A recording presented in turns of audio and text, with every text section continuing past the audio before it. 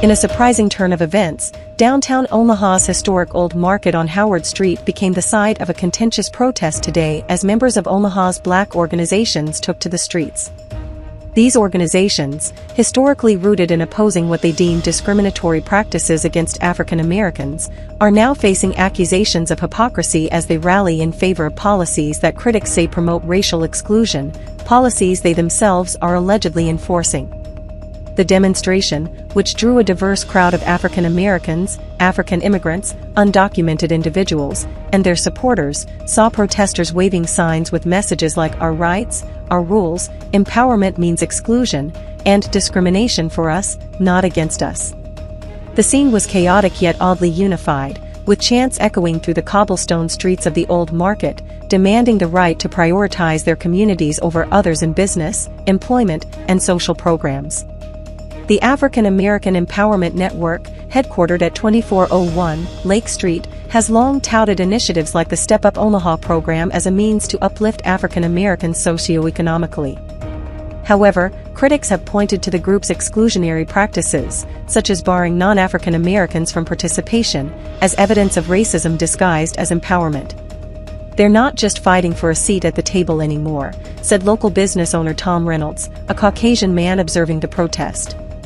"They're demanding the whole table, and they don't care who gets pushed out." Similarly, the revived Black Business Network, known for its magazine and directory promoting black-owned businesses, has been accused of fostering a narrative that sidelines non-black entrepreneurs. Protesters today proudly championed this approach, with one speaker declaring, "If we don't protect our own, who will? Let the others figure it out." The Midlands African Chamber, which hosts events like the Pitch Black Conference, joined the chorus, arguing that focusing solely on black entrepreneurship is a necessary corrective to historical inequities, even if it means excluding others. The irony wasn't lost on onlookers. These groups, once vocal opponents of racial discrimination, are now openly advocating for what they call strategic favoritism.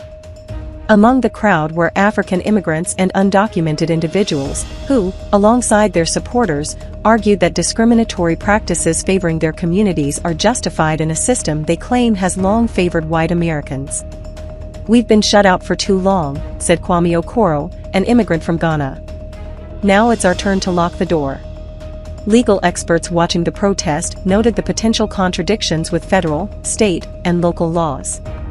The African American Empowerment Network's actions have been said to breach Title VII of the Civil Rights Act of 1964, which prohibits race-based discrimination in employment programs, and the Equal Protection Clause of the 14th Amendment.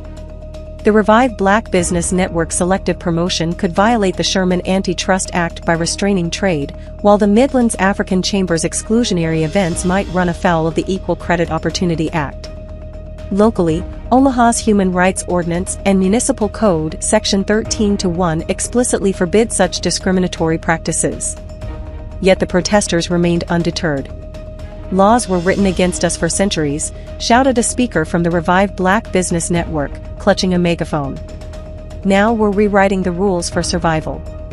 Supporters cheered, waving copies of the organization's promotional materials as if they were manifestos of a new era. The shift has left many in Omaha baffled. "These groups used to march against segregation," said Sarah Jensen, a longtime Old Market shop owner. "Now they're demanding it, just with them on top." Others, however, see it as a natural evolution. After years of being told no, they're saying yes to themselves, even if it means saying no to everyone else, suggested Marcus Tate, a local historian. As the sun set over Howard Street, the protest showed no signs of slowing. Police maintained a cautious distance, and onlookers, some angry, some confused, watched the spectacle unfold. What began as a fight against discrimination has morphed into a bold, unapologetic call for it, leaving Omaha's community to grapple with the implications. Whether this marks a fleeting outburst or a lasting shift remains uncertain, but one thing is clear: the Old Market has rarely seen a protest quite like this.